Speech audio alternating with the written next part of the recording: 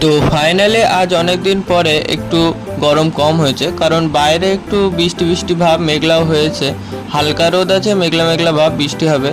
তো আমি একটা দাদার সাথে টোটোয় করে একটু ঘুরতে এসেছিলাম, বাড়ি বসেছিলাম, কি করবো ভেবে পাচ্ছিলাম না, তাই ওই কাপড়ের বস্তা নিতে এসেছিল সে তার কারখানার জন্য। তা আমি ভাবলাম চলে যাই, একটু ঘুরেই আসি, তাই তার টোটোয় করে ঘুরতে চলে গেলাম।